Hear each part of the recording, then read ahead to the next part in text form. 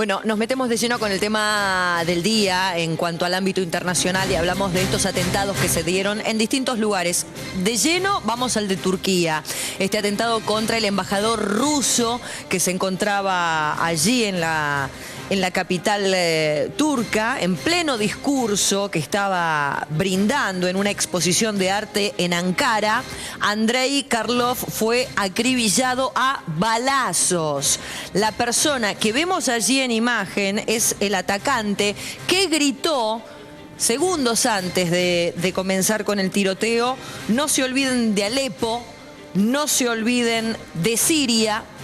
Y tras estos gritos, este reclamo, luego de haber acribillado a Andrei Karlov, fue abatido por personal de seguridad. Repasamos todos los detalles en el siguiente informe.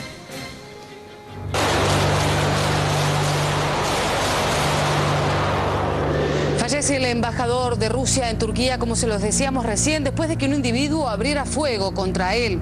Moscú califica esta acción como un atentado terrorista.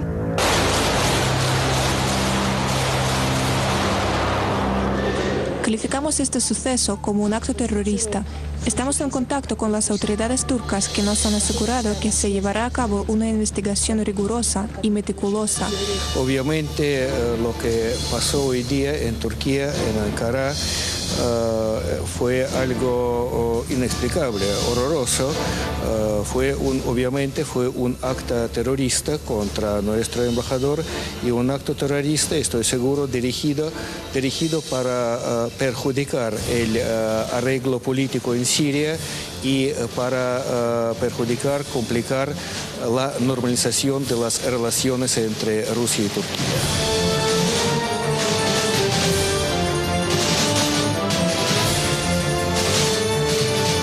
Los asesinos serán castigados. Hoy mismo esta cuestión será planteada ante el Consejo de Seguridad de la ONU. El terrorismo no pasará. Lucharemos con decisión contra él. El asesino, que ha sido identificado como un policía antidisturbios de la sede en Ankara, disparaba primero 2 tiros al aire y luego otros 3 en la espalda del embajador Karlov, que ha fallecido, parece que en el acto, por el vídeo que se ve. Y después ha dicho Alá es grande, y ha dicho que no se debe de olvidar a Alepo, no se debe de olvidar a Siria. Diría yo que obviamente que nos preocupa que últimos días tuvieron lugar varios atentados terroristas en Turquía, y eso hay que tener en cuenta. Cada embajada obviamente va a tomar su propia decisión respecto a eso, pero obviamente que en situación que lleva ciertos peligros, todos deben estar atentos. Sobre este acontecimiento se supo más detalles de que el sujeto había ingresado con una total facilidad utilizando credenciales donde anteriormente trabajaba, esto es la policía local. El embajador Karlov, quien trabajó durante muchos años en Turquía, contribuyó personalmente al desarrollo de relaciones bilaterales con Turquía. Él hizo todo lo posible para que la crisis en los nexos bilaterales, provocada por los trágicos sucesos anteriores que todos conocen y que habían tenido lugar hace un año, fuera superada tras las consiguientes excusas del presidente turco. Estamos avanzando en normalización de nuestras relaciones bilaterales, pero obviamente que este crimen, este acto terrorista de hoy, está dirigido para complicar este proceso.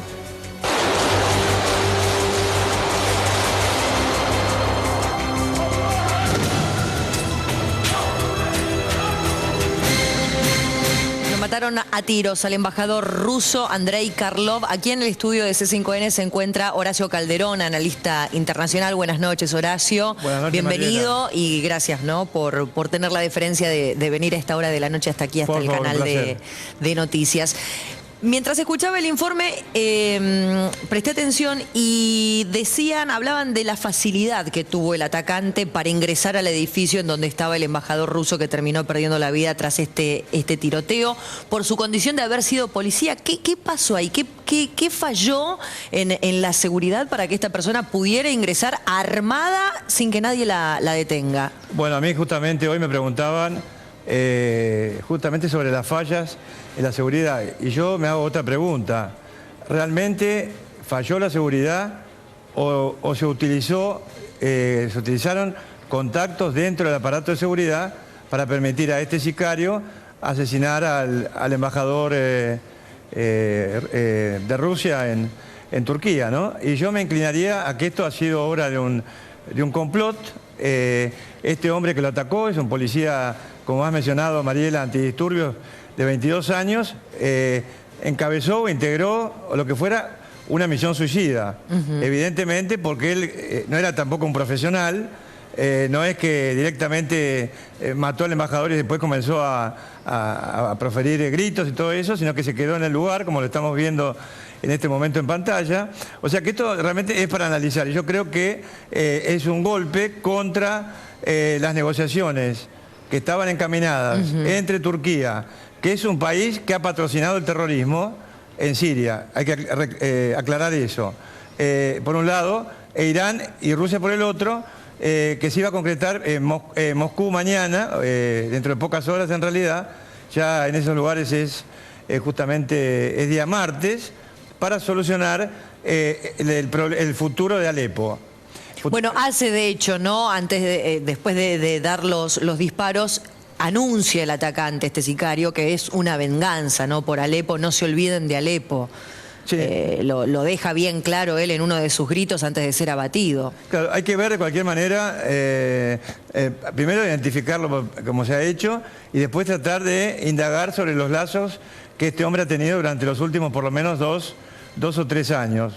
Yo creo en lo personal que esto ha sido obra de un complot iniciado dentro de la misma Turquía por sectores del partido gobernante. Eso es aclaro al televidente que es una especulación, es una conjetura mía, pero obviamente basada en conocimiento de campo. Yo acabo de llegar de allá.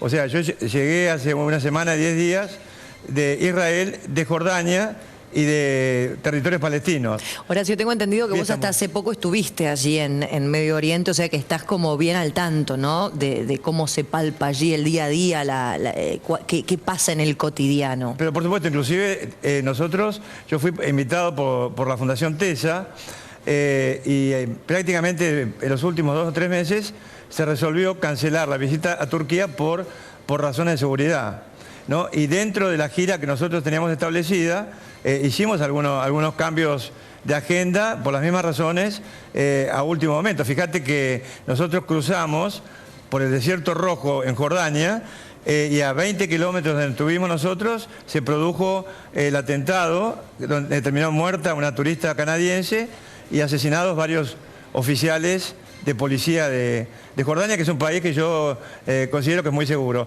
Pero mira, realmente, Mariela, esto es un caleidoscopio, ¿no? Toda la región es un caleidoscopio. Turquía, dicho sea esto, de que yo creo que ha sido un complot contra el mismo presidente Erdogan, del cual yo soy un acérrimo crítico, porque durante su mandato abrió la frontera para permitir que los esbirros del ISIS, de Al-Qaeda y de cuanto grupo terrorista existiera en el mundo, en Europa, por ejemplo, pasara a Siria para derrocar al gobierno del presidente Bashar al-Assad, ¿no?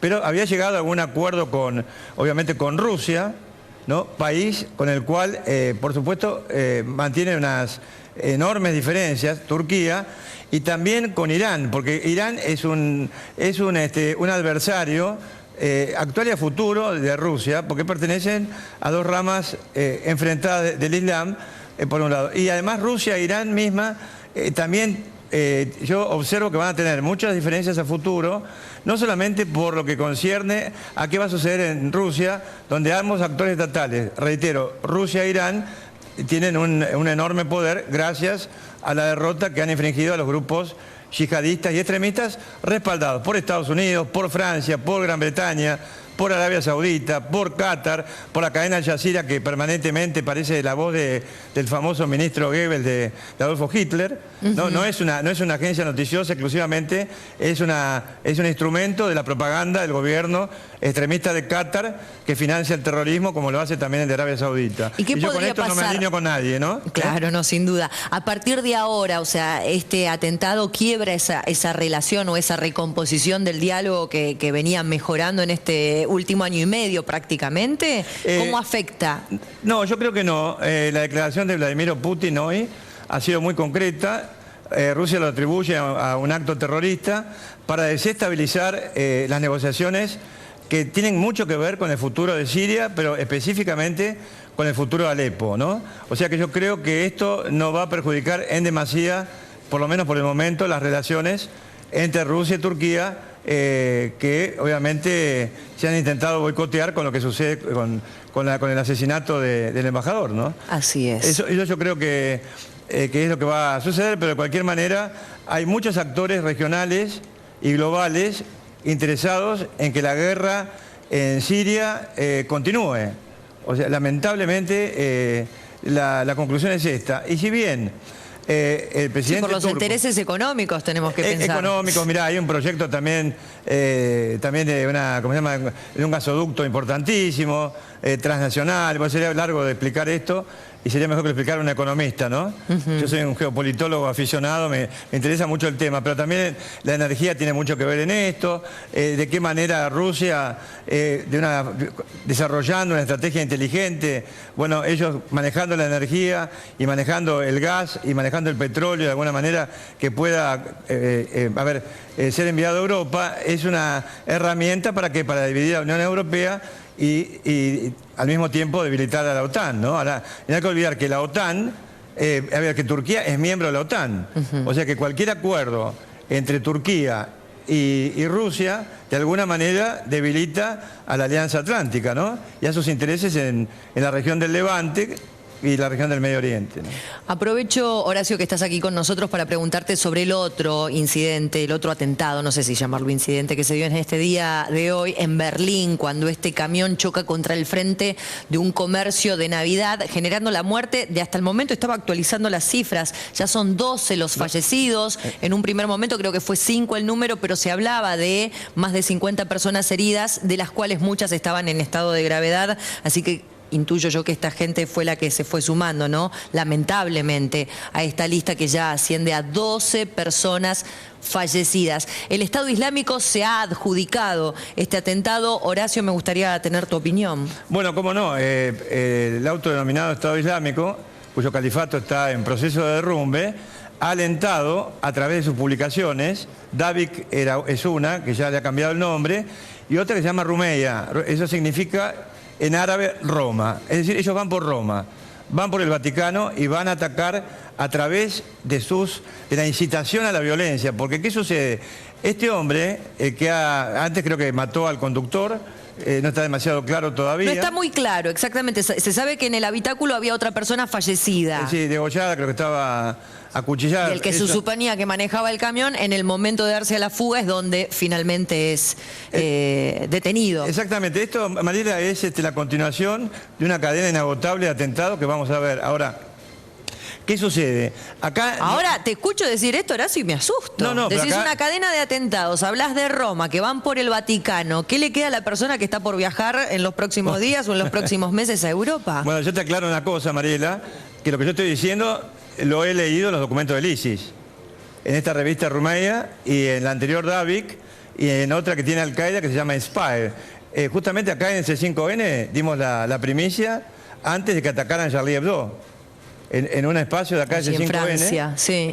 Nosotros anticipamos en ese espacio que iba a haber ataques en Francia. Y no es que uno tenga Pero que hay documentos que avisan de estos ataques terroristas. Pero claro, lo que pasa es que no solamente documentos, son las instrucciones oficiales, ¿no?, de las revistas de Al-Qaeda, por un lado, y del ISIS por el otro, que coinciden ambas en alentar a personajes como el que hoy, por ejemplo, manejaba este camión, como ocurrió en Niza, no olvidemos, esto es muy parecido a lo de Niza. Exactamente, tenés razón, del camión que fue y atropelló a la multitud que estaba... Claro, y aparte además el ISIS aprovecha este tipo de acciones que por otra parte incita conjuntamente con Al-Qaeda por diferentes publicaciones, ¿para qué? Para adjudicarse este tipo de ataques.